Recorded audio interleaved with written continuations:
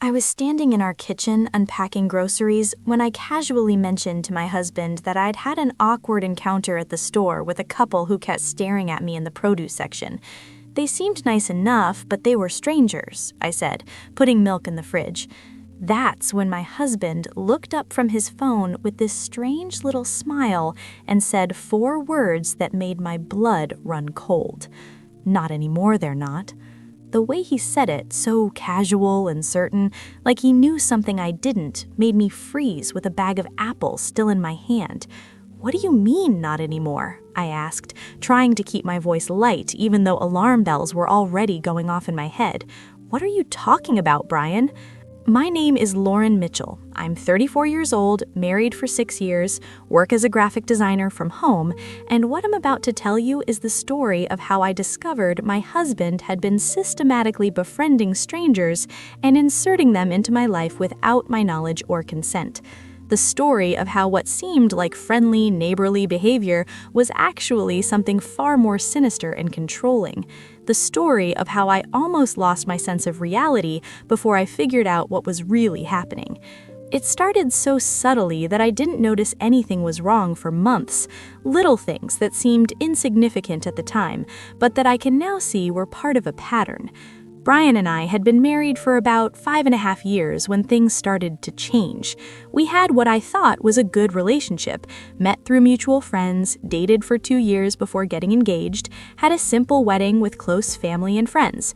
Brian worked as an IT consultant. I worked from home as a freelance graphic designer. We lived in a quiet suburban neighborhood in a house we'd bought together 3 years into our marriage. On the surface, everything looked normal and happy and stable. But looking back, I can see the signs were there earlier that I realized. Brian had always been friendly, maybe overly friendly, the kind of person who would strike up conversations with cashiers and waiters and people in line at the DMV. I had always thought of it as a positive trait, his ability to connect with people, his interest in others' lives. But sometime around our 5th anniversary, his friendliness started to feel different, more calculated, more purposeful. We'd be out running errands and Brian would stop to chat with someone, exchanging more than just pleasantries, asking detailed questions about their lives, sharing information about ours. At first, I'd wait patiently, scrolling on my phone, assuming he was just being his usual social self. But the conversations started lasting longer, becoming more personal, crossing from small talk into actual relationship building. He'd get people's names, their phone numbers, details about their families and jobs and schedules. One time at the grocery store, I watched Brian spend 15 minutes talking to a woman in the cereal aisle, learning that her name was Patricia, she lived 2 neighborhoods over, worked as an accountant, had a daughter in college, was recently divorced. When he finally rejoined me at the cart, he seemed energized, almost excited. "She seems nice, don't you think? You'd probably like her if you got to know her." "I barely spoke to her," I pointed out. "You were the one having the conversation." "Well, maybe we should have her over for dinner sometime," Brian suggested. "She mentioned she doesn't know many people in the area since her divorce. It would be nice to help her build a social circle." The suggestion seemed charitable enough, the kind of thing a friendly person might say, but we never did have her over for dinner, at least not that I knew about at the time. Instead, about 2 weeks later, I ran into Patricia at Target. She approached me with a big smile, called me by name, asked how I was doing like we were old friends. I was confused at first, trying to place her, before I remembered she was the woman from the grocery store. We chatted briefly, her asking me questions about my work and whether I'd found a good dry cleaner in the area, and if I had recommendations for a hairdresser. Normal conversation topics, but I felt unsettled by how much she seemed to know about me, details I didn't remember Brian sharing during that grocery store conversation. After that, I started seeing Patricia everywhere, at the coffee shop where I worked sometimes when I needed a change of scenery from my home office, at the farmer's market on Saturday mornings, at the library. Each time she'd wave and come over to chat, like we were friends, like our relationship was something more than one brief conversation in a grocery store aisle and a few random encounters. When I mentioned to Brian that I kept running into Patricia, he smiled that same strange smile. "That's great that you two are becoming friends. I thought you'd hit it off." "But we're not becoming friends," I said. "I just keep randomly seeing her around. She's always so friendly with me, and I can't figure out why." Brian shrugged. "She probably just recognizes you and wants to be nice." "This is a friendly neighborhood. People look out for each other." That seemed like a reasonable explanation at the time, so I let it go. But then it started happening with other people too. A man named David, who Brian had chatted with at the gas station, started showing up at the gym I went to 3 times a week. A couple named Tom and Sarah, who Brian had met at a restaurant, started attending the same church we went to occasionally. A woman named Michelle, who Brian had talked to at the bank, started walking her dog past our house every morning, right around the time I took my coffee onto the front porch. Each individual incident could be explained away as coincidence. It's not that strange to run into the same people in a suburban area where everyone shops at the same stores and goes to the same public spaces. But the frequency started to feel off.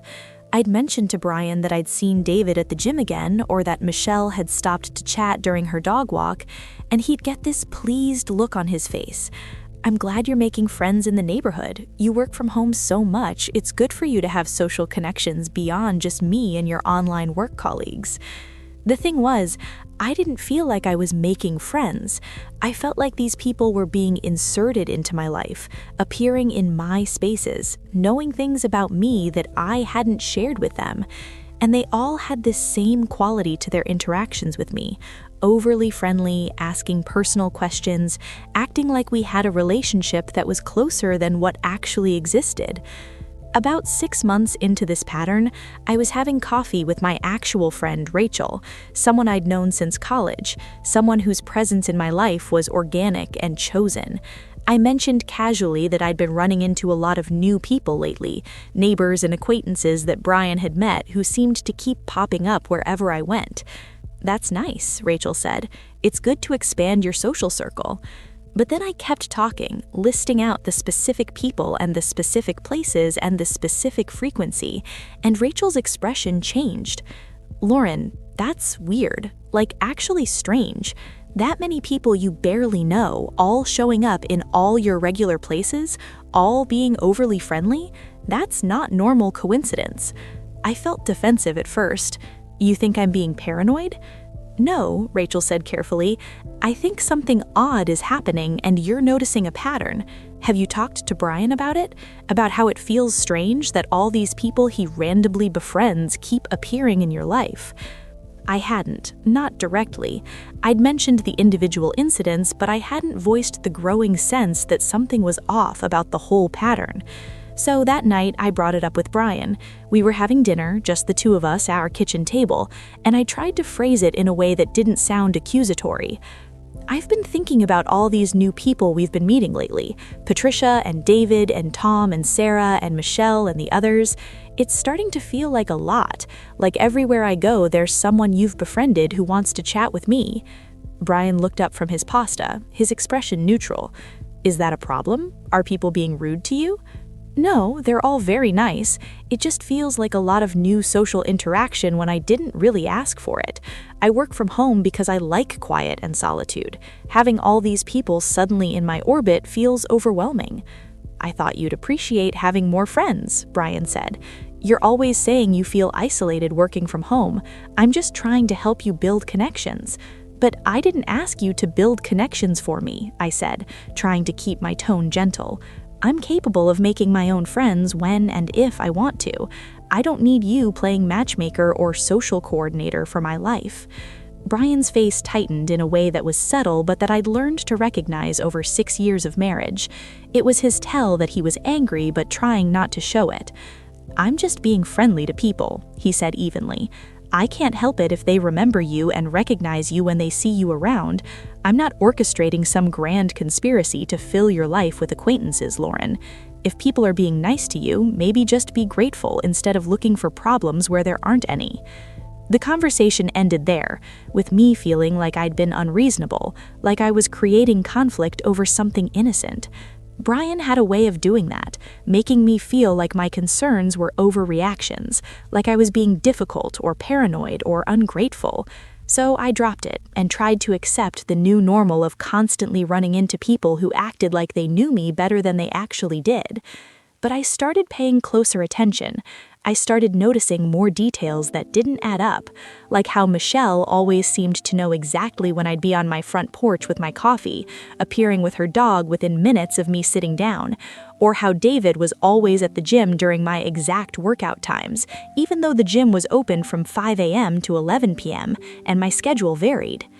Or how Tom and Sarah always seemed to be at the same church service we attended, even though the church offered services at multiple times throughout the weekend. One morning, I decided to test something. I usually took my coffee on the front porch around 8 a.m., but that day I went out at 6:30 instead, much earlier than my normal routine. Within 5 minutes, Michelle appeared with her dog, waving cheerfully and coming up my walkway to chat. The odds of that being a coincidence seemed astronomically low. That afternoon, I went to the gym at 2 p.m. instead of my usual 6 p.m. David was there, coincidentally using the treadmill next to mine, striking up a conversation about how crazy it was that we both happened to change our schedules today. That evening, I told Brian I wanted to try a different church, one across town that a coworker had recommended. Brian seemed tense, but agreed. Sunday morning, we drove to the new church, and I felt relieved to be in a space where I wouldn't know anyone, where I could just exist without running into people who acted like my close friends. We were standing in the lobby before the service when I saw them, Tom and Sarah, walking through the doors, spotting us, breaking into huge smiles. "What a small world," Tom said, coming over to shake Brian's hand. "We decided to try out this church today too. Isn't that crazy?"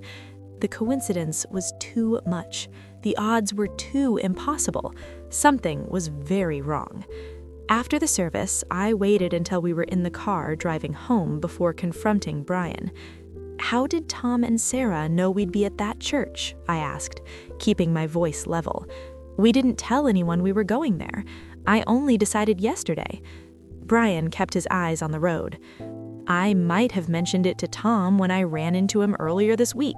He must have thought it sounded interesting and decided to check it out too." "You ran into Tom earlier this week? Where?"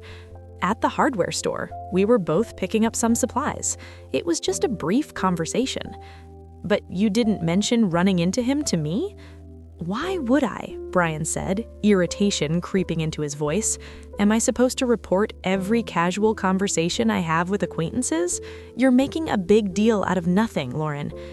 When we got home, I locked myself in our home office and started thinking through everything systematically. All these people who kept appearing in my life, all these coincidental meetings, all these relationships Brian had established with strangers who then became fixtures in my daily routine. The timing was too perfect. The locations were too specific. These weren't random coincidences.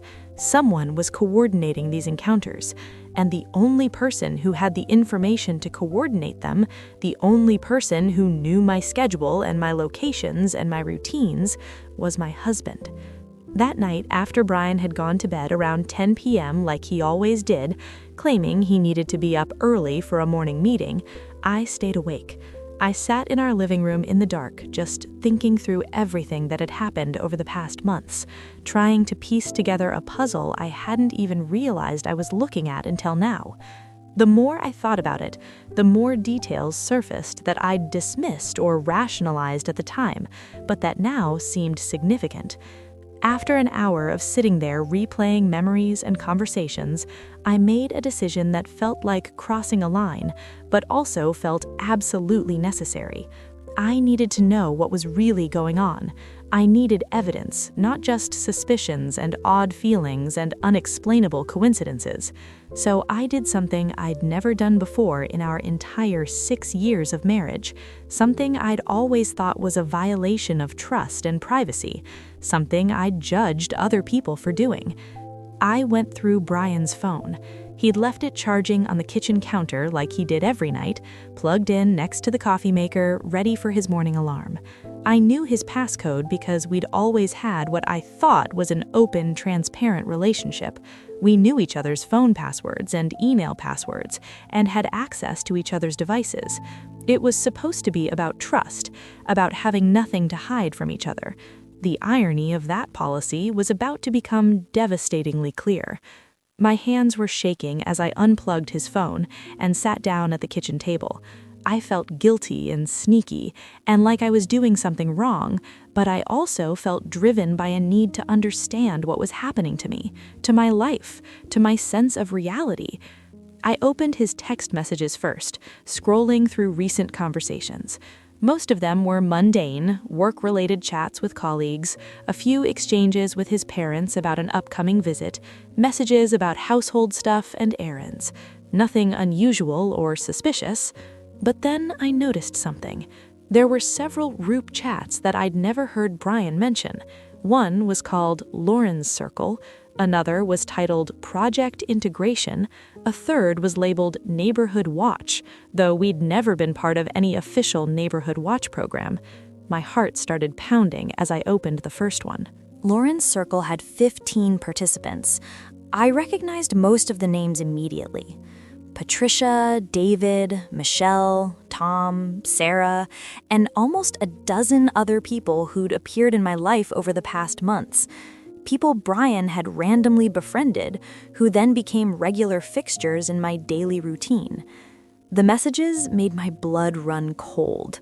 They went back almost 8 months, starting around the time I'd first noticed the increase in Brian's overly friendly interactions with strangers. The early messages were Brian introducing people to each other. This is Patricia, lives in Pinewood neighborhood, works as an accountant, recently divorced. She's agreed to help with the project. And David, he goes to Fitness First Gym, usually evenings, works in marketing. He's on board. And Michelle, dog owner, morning person, lives on Oakdale. She's willing to participate. Then the messages became more operational, more coordinating. Elle has yoga class Tuesday and Thursday mornings at 9 a.m. at the studio on Main Street. Patricia, can you start attending the same class? Try to befriend her naturally. Don't mention you know me unless she brings it up first. A response from Patricia. Signed up for the Tuesday-Thursday class. Will introduce myself next week. Fast forward a few weeks.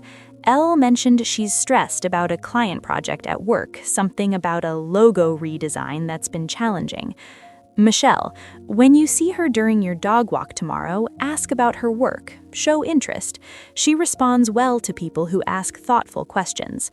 Another message from Brian, this one from just 2 days ago. Elle will be at the coffee shop on Elm Street tomorrow afternoon around 2 p.m.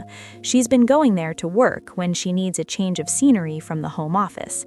David, can you be there? Strike up a conversation about the coffee. Mention you've been looking for a good place to work remotely. See if she recommends it. Ask about what she does for work. Response from David, I'll be there. What should I talk to her about besides work? Brian's reply, keep it light. She's interested in design, obviously, also likes hiking, has been talking about wanting to get back into it after a long break. If it comes up naturally, mention you know some good local trails. Don't force it, though. Let the conversation flow organically. I scrolled and scrolled, finding hundreds of messages spanning months. Every single one was Brian coordinating my life like I was a character in a play he was directing. He'd share my schedule down to the hour. He'd tell people where I'd be and when. He'd give them talking points and conversation topics. He'd provide personal information about me, my interests, my work, my stress points, my relationships with family and friends, things I'd shared with him in private that he was now distributing to strangers. There were check-ins after encounters. Michelle would message the group. Saw Elle this morning during dog walk. We chatted for about 10 minutes. She mentioned her mom is visiting next month and she's anxious about it because they have a complicated relationship. She seemed tired, said she didn't sleep well last night. Brian would respond, good work. Next time she mentions her mom, sympathize. Share that family relationships can be difficult. Build common ground. Or David would update, Ran into Elle at the gym. We talked about the new equipment. She said she's been wanting to try the rowing machine but feels intimidated. I offered to show her how to use it next time. She seemed receptive. Brian's response: excellent. Let her take the lead on when that happens. Don't push too hard. We want her to feel like she's making choices, not like she's being managed. That phrase made me feel sick. We want her to feel like she's making choices. They were coordinating my life while making me think I had autonomy. Every interaction I'd thought was spontaneous or coincidental had been carefully orchestrated. Every friendship I'd thought was forming naturally had been manufactured. I opened the second group chat, Project Integration. This one had different members, people I didn't recognize, and the messages were even more disturbing.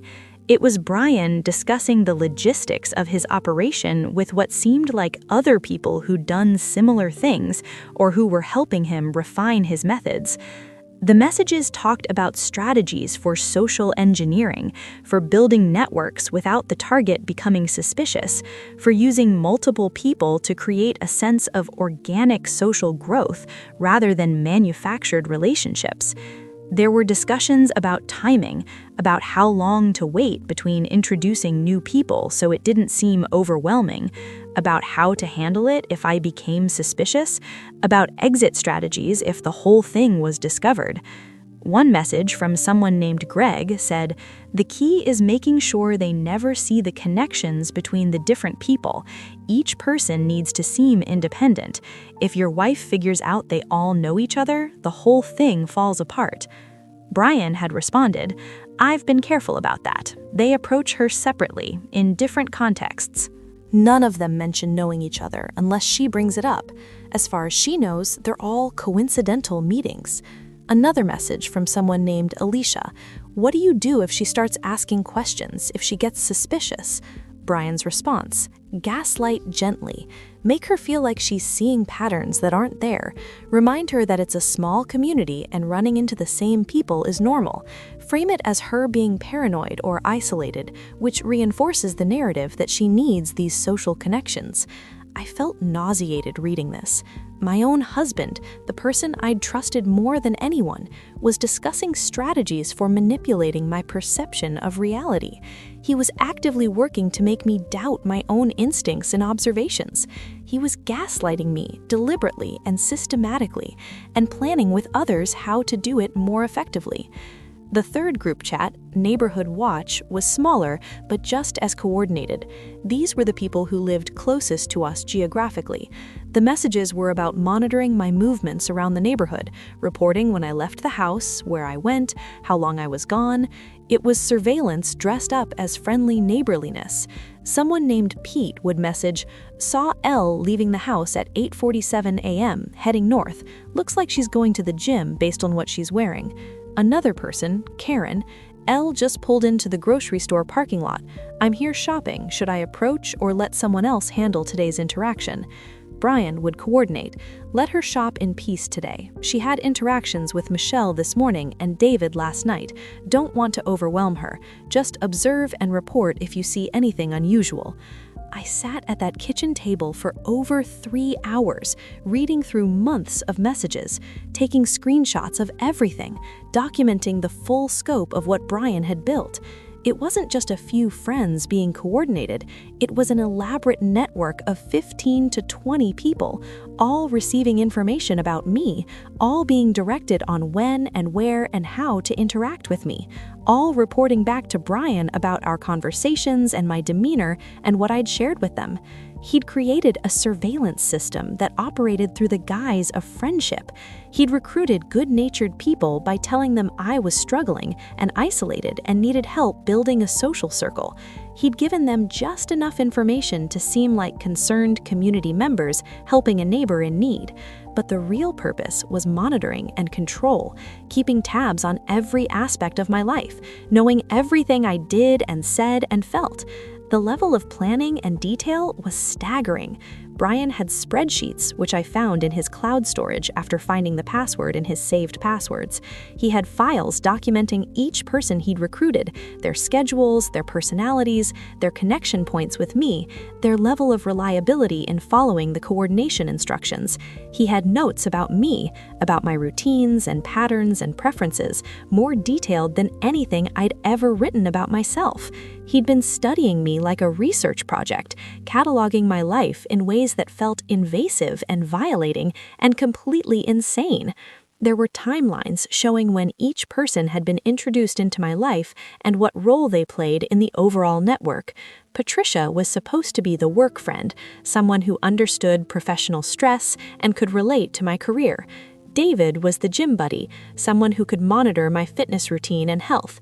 Michelle was the morning companion, someone who provided daily check-ins through casual porch conversations. Tom and Sarah were the couple's friends, people who could interact with both Brian and me together, making the social circle feel more balanced and normal. Each person had a specific purpose in the surveillance network. Each person provided Brian with different information about different aspects of my life. Together, they created a comprehensive picture of everything I was doing, thinking, feeling, and experiencing. And all of this had been happening while Brian acted like a normal, loving husband, while we had dinner together and watched TV and went to bed each night, while he kissed me goodbye in the morning and asked about my day when he came home from work. He'd been living this double life where he was simultaneously my partner and my surveiller, orchestrating elaborate schemes to monitor me while pretending everything was normal. I felt sick. I felt betrayed. I felt like my entire reality had been manufactured.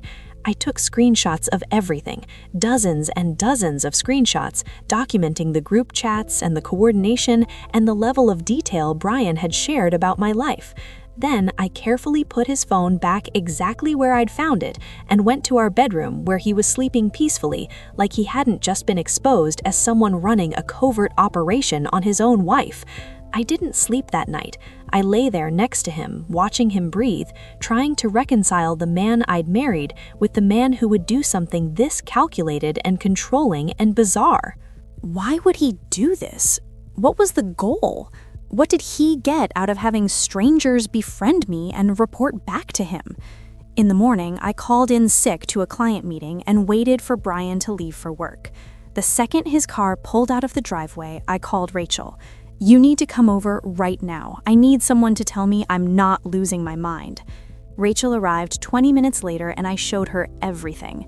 The screenshots, the group chats, the coordinated encounters, the detailed information Brian had shared about me. We sat at my kitchen table and I watched her face go through the same shock and horror I'd felt the night before. "This is not normal," Rachel said finally. "This is really, really not okay. This is controlling and manipulative and honestly kind of scary. What are you going to do?" "I don't know. Confront him? Leave him? I don't even know how to process this." "Do you think he's dangerous? Like physically dangerous?" "I don't think so. He's never been violent or threatening, but this is psychologically manipulative in a way that feels dangerous. He's been controlling my social life, monitoring my activities, using other people as proxies to watch me. That's not the behavior of a healthy partner. We need to figure out why he's doing this," Rachel said finally. "Like, what's the end game? Is he paranoid you're cheating? Is he trying to isolate you? Is this some weird possessive thing? I've been trying to figure that out all night. The messages don't really explain his motivation. They're all logistics and coordination. There's no smoking gun where he says why he's doing this." That afternoon, I did something that felt sneaky but necessary. I called Michelle, the woman with the dog who'd been appearing on my morning porch routine. I told her I'd found her number in Brian's phone and wanted to reach out directly. We met for coffee, and I approached the conversation carefully. "Michelle, I need to ask you something, and I need you to be honest with me. How did you and Brian meet?" She looked uncomfortable immediately. "At the bank. We just struck up a conversation while waiting in line." "And how did you end up walking your dog past my house every morning?" Her face went red. She knew she'd been caught. I pressed harder. I know about the group chats, Michelle. I know Brian has been coordinating with you and others to orchestrate encounters with me. I'm not mad at you specifically, but I need to understand what he told you. Why did you agree to do this? Michelle's face went red immediately, a flush of embarrassment or shame creeping up from her neck. I'm so sorry, Lauren. I feel terrible about the whole thing. I didn't realize how wrong it was until it was happening, and by then, I didn't know how to stop without making everything weird. But please, tell me what he said to you. How did this start? She took a deep breath before answering. Brian approached me at the bank about 9 months ago. We struck up a conversation while waiting in line, just normal small talk about the weather and how slow the service was. He was very friendly, very easy to talk to. At the end of the conversation, he mentioned that he lived in the neighborhood and that his wife worked from home and was struggling with isolation and depression. He said you'd lost all your friends, that you'd cut yourself off from your family, that you were becoming a hermit, and he was worried about your mental health. I felt my stomach turn. None of that was true. I had friends, including Rachel, who I'd known for years. I talked to my family regularly. I wasn't depressed or isolated. I worked from home by choice because I liked the flexibility and quiet, not because I was hiding from the world. But Brian had created this completely false narrative to manipulate people into helping him surveil me. Michelle continued, her voice getting quieter. He asked if I'd be willing to help. He said you needed people to reach out to you, to be friendly faces who could help draw you out of your shell. He made it sound like an act of charity, like I'd be doing a good deed by helping someone who was struggling. And honestly, you always seemed fine when we talked, which made me question things, but I didn't want to rock the boat. I believed I was helping, even if it didn't seem like you needed the help I'd been told you needed. Did he tell you to walk past my house at specific times, to report back to him about our conversations? Michelle nodded miserably. He gave me your schedule, said you usually sat on your porch around 8 a.m. with coffee. He asked if I could adjust my dog walking route to go past your house at that time, said it would seem natural if we ran into each other repeatedly and stuck up a friendship. And yes, after we'd talk, he'd ask me about our conversations, what we'd discussed, how you seemed, whether you'd mentioned anything about your work or your family or your emotional state. At first, I thought he was just a concerned husband checking in, but as time went on and the questions got more detailed and specific, I started to feel uncomfortable about it. But by then, I'd been doing it for months. I felt like I couldn't suddenly stop without it being obvious that the whole thing had been orchestrated. I spent an hour talking with Michelle, learning more details about how Brian had recruited her, how he'd maintained her participation through a combination of the original false narrative about my supposed mental health struggles, and through building a relationship with her where she felt obligated to continue. She genuinely felt bad about her role in the whole thing, which I appreciated, even though it didn't undo the violation of the past months. Before we parted ways, Michelle said something that stuck with me. I want you to know that even though I was technically there under false pretenses, I did actually like you. Our conversations were pleasant. You're a good person. I'm sorry I was part of something that hurt you. I thanked her for being honest and told her I understood she'd been manipulated too, just in a different way than I had been. Then I reached out to David, the gym guy. He agreed to meet me at a park, somewhere public but not the gym where we'd had so many supposedly coincidental encounters. David was more defensive than Michelle had been, more resistant to admitting the full extent of what he'd participated in, but eventually he confirmed the same basic story. Brian had approached him at a gas station, struck up a conversation, eventually mentioned his wife, who was struggling with social isolation and depression. Brian had asked David if he'd be willing to befriend me, to be someone I could talk to and connect with, framing it as helping someone in need. Brian gave me your gym schedule, David admitted, told me when you'd be there and what equipment you usually used. He even told me what to talk to you about, what topics you were interested in. At first, I felt weird about it, but he made it sound like I was being a good person by helping out, and you seemed nice enough when we talked, so I just kept doing it. Did it ever occur to you that this was a massive invasion of my privacy? That my husband monitoring my movements and sending people to interact with me at specific times was completely inappropriate? David looked uncomfortable. Honestly, it felt weird from the beginning, but Brian is a very convincing guy. He made everything sound reasonable and well-intentioned, and I figured if you had a problem with it, you'd say something. That answer frustrated me because it put the responsibility on me to recognize and call out something I didn't even know was happening. But I understood that David, like Michelle, had been manipulated by Brian's false narrative and his skill at making invasive behavior sound like helpful intervention. I spoke with Patricia next, the accountant from the grocery store. Her story was similar, but with some additional details that made the whole thing even creepier. Brian had told her not just that I was isolated and struggling, but that I'd specifically expressed wanting more friends who were professional women, people who could relate to working in a career and balancing life responsibilities. He'd literally told her that I'd said I wished I knew more accountants because I needed help with my finances. It was such a specific lie, so calculated to make Patricia feel like she was fulfilling a need I'd expressed. When I told her I'd never said anything like that I'd never mentioned needing financial help or wanting to know more accountants, she looked shocked. He made it sound like he was connecting us based on your expressed interests. I thought I was doing what you wanted, even if you didn't know he'd arranged the connection. That's when I realized the full scope of Brian's manipulation. He hadn't just recruited people and given them my schedule, he'd tailored his approach to each person, creating specific false narratives that would appeal to their individual personalities and circumstances. He'd told Michelle I needed a friendly morning companion. He'd told David I needed a workout buddy to motivate me. He'd told Patricia I needed professional mentorship and financial guidance. Each person had been sold a different version of my supposed needs, all of which were fabricated to manipulate them into participating in his surveillance network. Tom and Sarah, the couple who'd appeared at multiple churches and restaurants and community events, had been told that Brian and I were looking to make couple friends, that I'd expressed feeling lonely because we didn't have other couples to socialize with.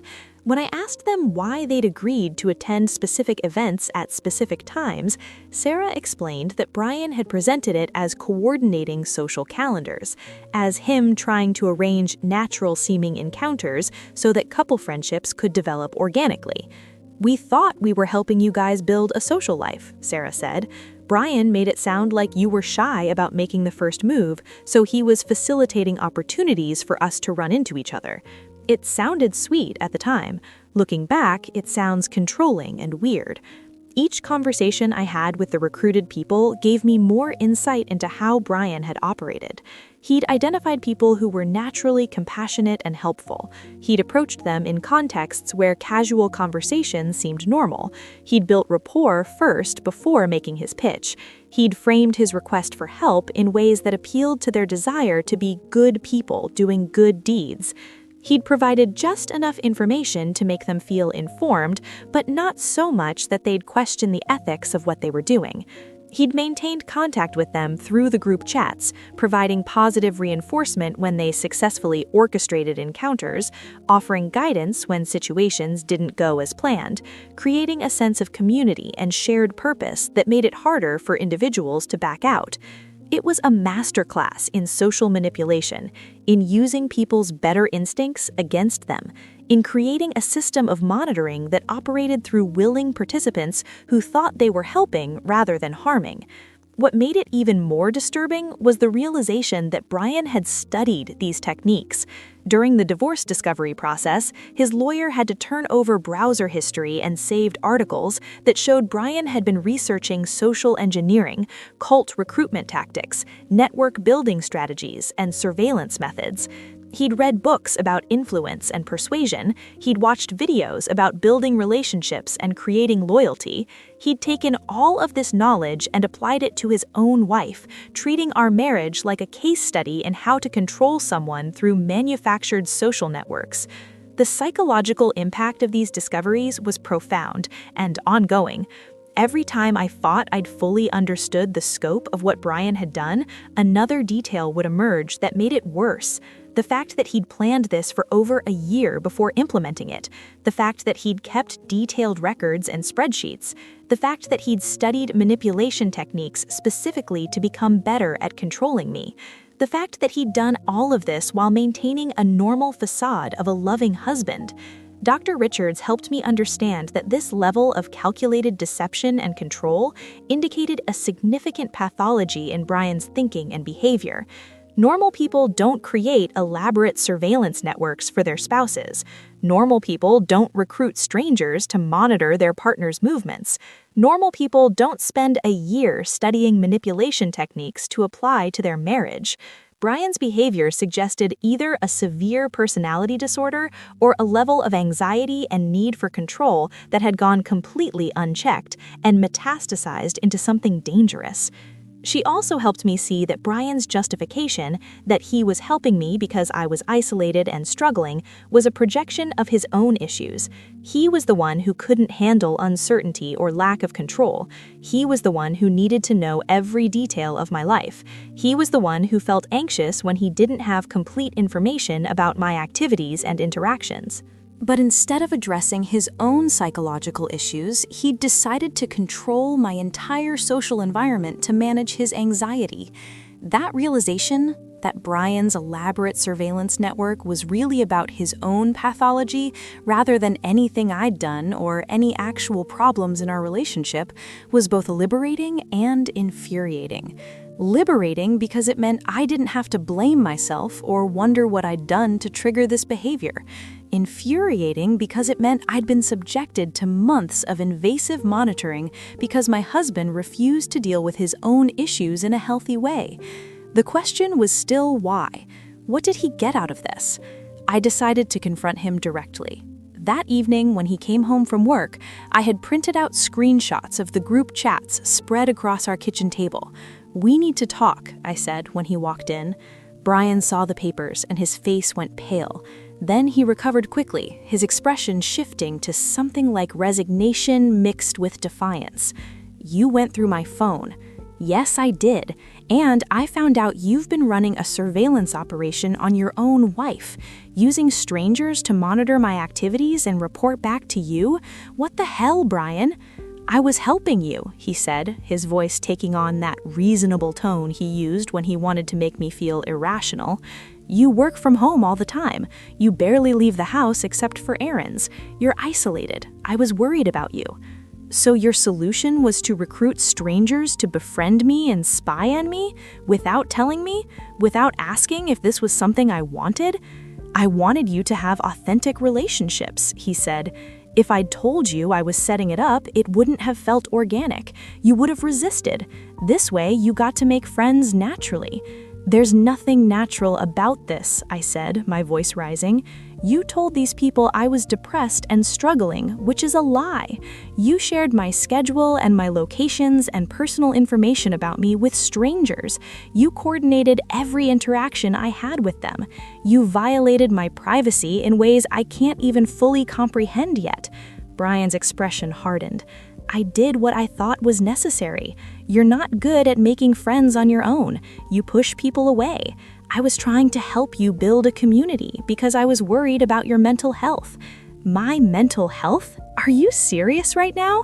I was fine until I discovered my husband has been gaslighting me for months, making me think I was experiencing coincidences when really you were puppeteering my entire social life. Do you know how violated I feel? Do you understand how creepy and controlling this is?" "I'm not controlling," Brian snapped. "I'm caring. There's a difference. Controlling would be telling you who you can and can't see. I never did that. I just facilitated connections because you weren't doing it yourself. You're so ungrateful.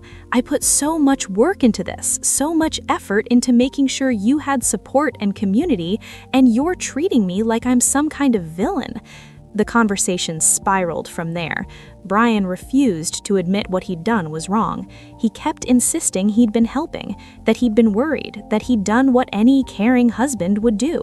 He made me feel crazy for being upset, like I was overreacting to something benign, like I should be grateful for his intervention, instead of angry about his manipulation. That's when I realized this wasn't going to get better. Brian didn't think he'd done anything wrong. He genuinely believed he'd been helping me.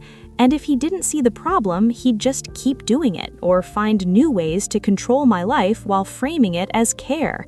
I packed a bag that night and left, drove to Rachel's house and collapsed on her couch. Over the next few weeks, I started untangling my life from Brian's. I filed for separation. I moved into my own apartment. I blocked or distanced myself from every single person who'd been part of Brian's surveillance network, even the ones who'd been manipulated into participating.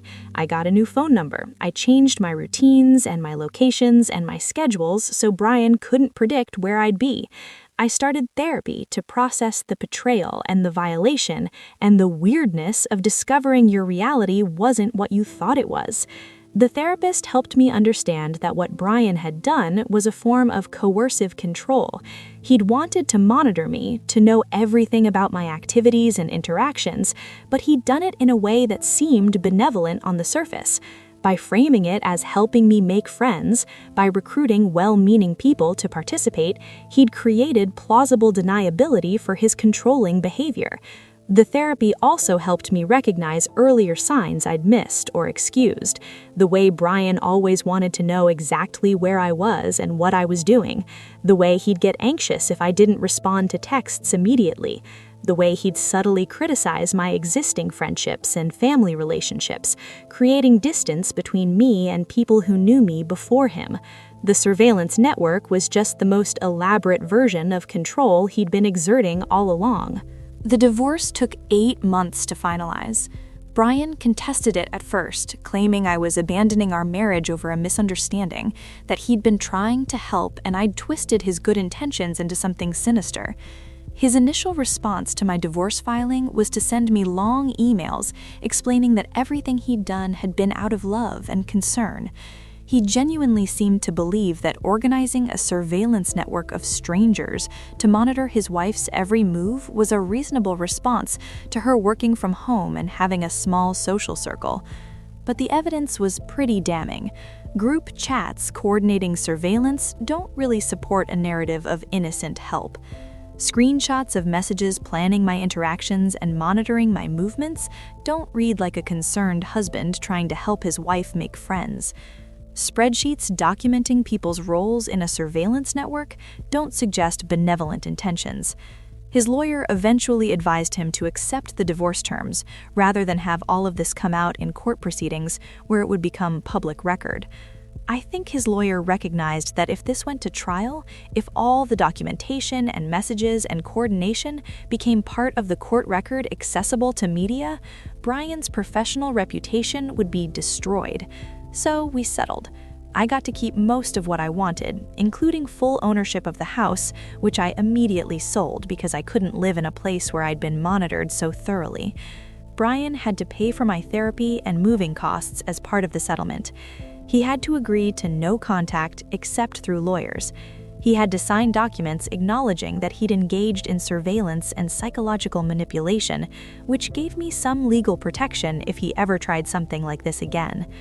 During the divorce process, which felt endless and exhausting, I learned even more details that made the whole thing exponentially creepier. Through legal discovery, Brian's lawyer had to turn over documents that showed just how extensively he'd been planning this operation. He'd been researching techniques for social engineering and relationship building for over a year before he actually started implementing his plan. I found articles he'd saved about building influence networks, about manipulating social situations, about creating relationships that serve specific purposes. He'd studied techniques used by cult leaders and pickup artists and business networkers. He'd synthesized all of it into a methodology for controlling someone's social environment while making it seem natural and organic. He'd carefully selected and vetted each person he recruited for specific characteristics. He wanted people who were naturally friendly and outgoing, but also somewhat passive and willing to follow instructions without asking too many questions. He wanted people who were new to the area and therefore didn't have established relationships with others who might notice the coordination. He wanted people who had time and flexibility in their schedules to be available when needed. He wanted people who were compassionate and would respond to his narrative about helping a struggling wife. The spreadsheet that came out during discovery was particularly disturbing. It had columns for each person's name, contact information, personality assessment, schedule availability, connection points with me, reliability rating, and notes about their interactions with me. He'd rated people on how well they followed instructions, how naturally they could make orchestrated encounters seem coincidental, how much information they could gather from me in conversation without raising suspicion. It was like I'd been the subject of an elaborate psychological study conducted by my own husband. He'd been documenting my life, my routines, my emotional states, my relationships, everything, with the kind of detail typically reserved for research projects or surveillance operations. There were notes about when I seemed happy versus stressed, what topics made me engage in conversation versus withdraw, how I responded to different types of social approaches, which people I seemed to warm up to versus which ones I seemed more guarded around. He'd been analyzing me constantly, using the information from his recruited network to understand me better, to predict my behavior, to control my environment more effectively. And all of this had been happening while I thought I was living a normal life with a normal husband in a normal marriage. The therapy I started immediately after leaving Brian has been intense and ongoing. I see Dr. Richards twice a week, sometimes more during particularly difficult periods. She specializes in trauma from psychological abuse and manipulation, and she's been helping me untangle the complex emotional aftermath of discovering your reality was manufactured. One of the hardest things has been grieving the relationship I thought I had while acknowledging the reality of what it actually was.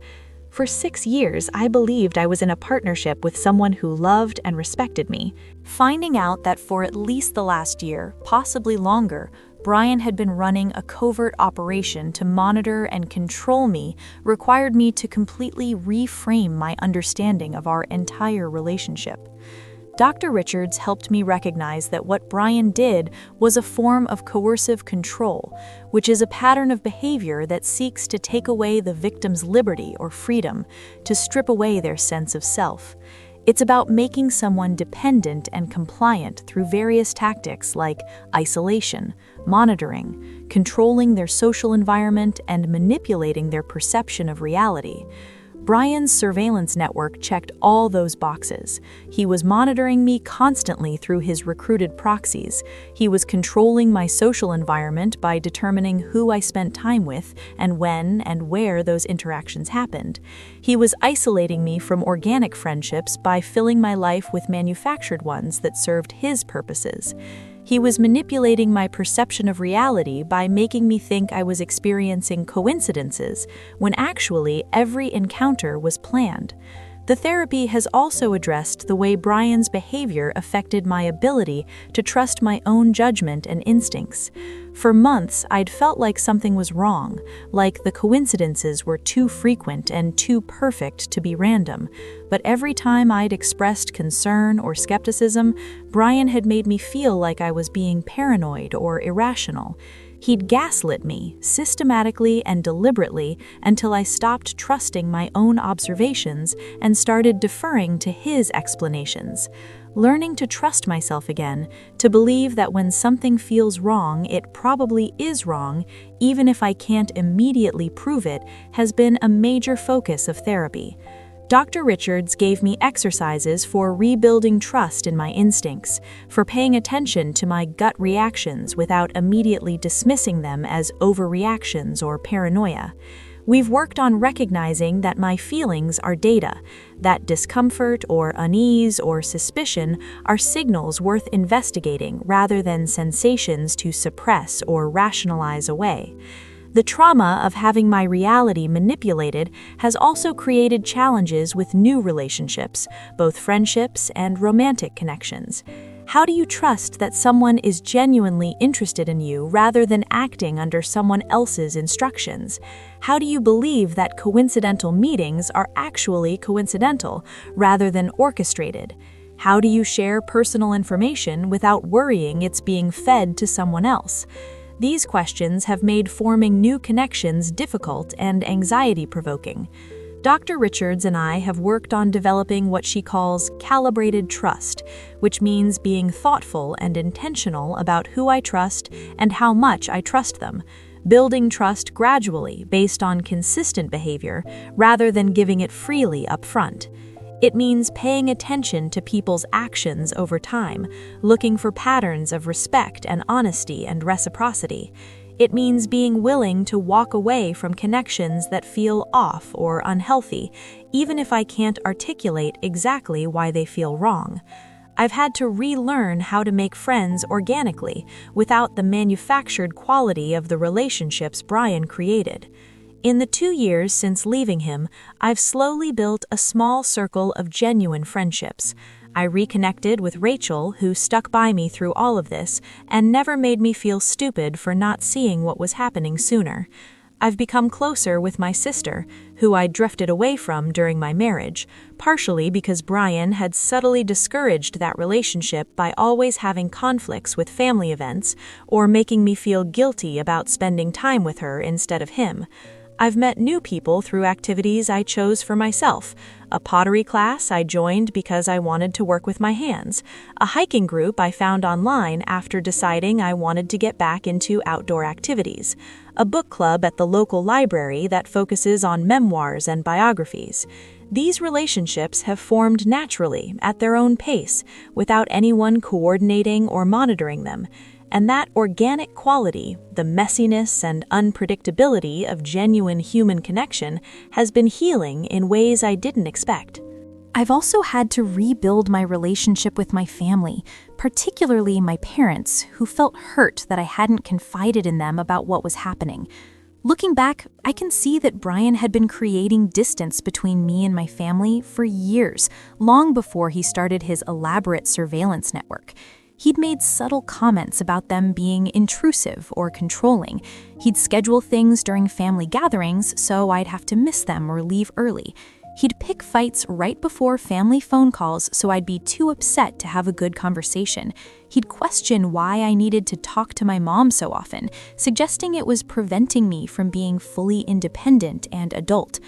All of those things had added up to me seeing my family less and communicating with them less and sharing less about my life with them, which meant when things got bad with Brian, when the surveillance network was in full operation, I didn't have those close family connections to turn to or to notice that something was wrong. Rebuilding those relationships has required acknowledging the distance that developed and working to reconnect. My parents have been incredibly understanding and supportive, more concerned about my well-being than hurt by my past withdrawal. We talk regularly now, actual substantive conversations about my life and their lives, and I've worked on being more open about my struggles and challenges instead of pretending everything is fine. Dating again has been the most challenging part of rebuilding my life. How do you open yourself up to romantic connection after your husband ran a surveillance network on you? How do you trust someone with the kind of intimacy and access that comes with a romantic relationship when your last partner used that access to monitor and control you? For the first year after leaving Brian, I didn't even consider dating. I needed time to heal, to rebuild my sense of self, to process what had happened and learn from it. But around the 18-month mark, I started to feel ready, or at least ready to try. I've been on a handful of dates in the past 6 months. Some have gone nowhere, just no chemistry or connection. A few have been promising enough for second or third dates. One guy, Marcus, I've been seeing for about 2 months now in a very casual, taking it slow kind of way. What I've learned about myself in the process is that I'm hyper-aware of red flags now, perhaps to a fault. Anyone who asks too many questions about my schedule or routine makes me uncomfortable. Anyone who wants to know where I am all the time sets off alarm bells. Anyone who tries to isolate me from friends or family, even subtly, is immediately out. Anyone who makes me feel like I need to explain or justify my choices or activities gets cut off. I know some of this is trauma response, being overly vigilant because of what happened with Brian. Dr. Richards and I work on distinguishing between reasonable caution and excessive fear, between protecting myself and closing myself off. It's a difficult balance. Marcus has been patient with my boundaries and my pace. When I told him, very early in our dating, that I'd gotten out of a really unhealthy marriage and needed to take things slow, he respected that without pushing for details. When I'm not responsive to texts for a few hours, he doesn't interrogate me about where I was or what I was doing. When I want to spend a weekend with friends instead of with him, he says, "Have fun," and doesn't make me feel guilty. These things that should be basic respect and trust feel significant to me now, feel like green flags worth noting and appreciating. I'm learning what healthy looks like by experiencing it, by comparing Marcus's behavior to Brian's, by recognizing that partners who respect your autonomy don't need to monitor your movements or control your social calendar. The economic recovery has been another challenge. Brian and I had combined our finances during marriage, shared bank accounts and credit cards and assets. Untangling all of that during the divorce was complicated. I had to rebuild my independent financial life, opening my own accounts, establishing my own credit, creating a budget based solely on my freelance income without Brian's salary to supplement it. It meant adjusting my lifestyle, moving into a smaller apartment than our house had been, being more careful about spending, building up an emergency fund from scratch. But the financial independence has been worth it.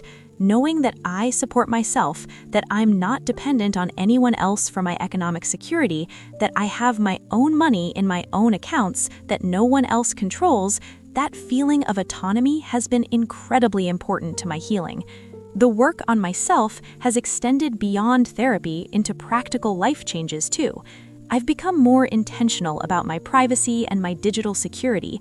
I changed all my passwords to complex combinations that would be impossible for anyone to guess, using a password manager so I don't have to write them down anywhere. I turned off location services on most of my apps and disabled location sharing completely. I'm much more careful about what I post on social media and who can see it. I've learned about digital footprints and metadata and all the ways that technology can be used to monitor someone. I've set up alerts on my credit reports and financial accounts so I'd know immediately if anyone tried to access them. I've made my social media profiles private and carefully curate who I accept as friends or followers. I think about what information I share online and who might be able to see it. These precautions might seem excessive to someone who hasn't experienced what I have, but they feel necessary for me. They're about taking back control over my information and my privacy, about ensuring that no one can monitor me without my knowledge or consent again. Now, 2 years after leaving Brian, I'm rebuilding my life and my sense of reality. I'm more cautious about sharing information about my routines or schedule. I'm more aware of patterns in my social interactions. I trust my instincts more when something feels off. I've made new friends organically, real friends who I chose and who chose me without any manipulation or coordination or hidden agendas. I've reconnected with old friends I'd lost touch with during my marriage. I've strengthened relationships with my family. I have a social circle now that's actually mine, not something constructed by someone else. I'm dating again, cautiously. I'm hyper-aware of red flags now. Anyone who wants to know too much too soon. Anyone who tries to manage my social calendar. Anyone who seems too interested in my routine or schedule. Anyone who makes me feel like I need to explain my whereabouts or activities. I've learned to spot controlling behavior even when it's dressed up as care or concern. What I learned from this experience is that abuse and control don't always look obvious. Sometimes they look like a husband who's trying to help his isolated wife make friends. Sometimes they look like concern and care and good intentions. But underneath, they're about one person exerting power over another, about removing someone's autonomy and agency, about creating dependency and monitoring and control. I learned that privacy matters. The right to move through the world without being tracked or monitored or reported on, even by people who claim to care about you, is fundamental. When Brian recruited those strangers to befriend me and report back, he violated that privacy in ways that felt more invasive than if he'd just followed me himself. I learned that you can't always trust your perception of reality, especially when someone is actively working to manipulate it. All those coincidental meetings felt odd to me, but I talked myself out of trusting that instinct because I couldn't imagine my husband doing something so elaborate and strange. I should have trusted my gut sooner. I learned that asking why is important. Why does someone want to control you? In Brian's case, I think it was anxiety and possessiveness dressed up as concern. He couldn't handle not knowing exactly what I was doing and who I was talking to. But instead of addressing his anxiety in therapy or communication, he created an elaborate system to monitor me while telling himself and others he was being helpful. Most importantly, I learned that you can leave, even when the situation is weird and hard to explain, even when the person hasn't been physically abusive, even when they claim they were trying to help, even when untangling the logistics feels overwhelming, you can still leave. And life after leaving, even with all the work of rebuilding and healing, is better than staying in a relationship where your reality is being manufactured by someone else.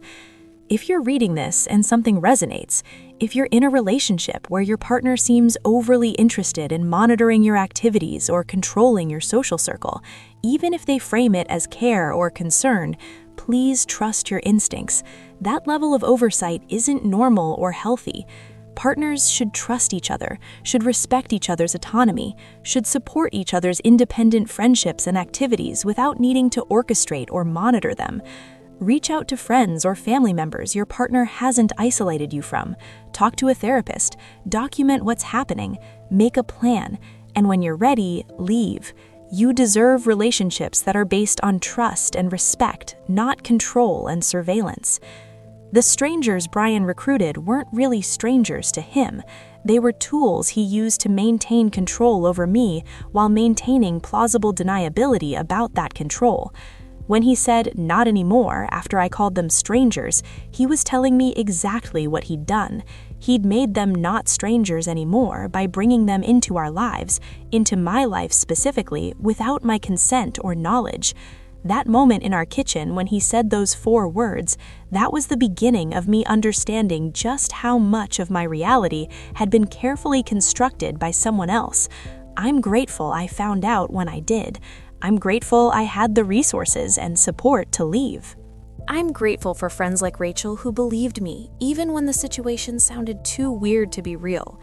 I'm grateful for the boring, normal life I have now, where coincidences are actually coincidences, and my social interactions are actually my own. 2 years out, I can see how much I've healed.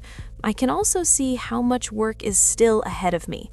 Trust doesn't come easily after something like this.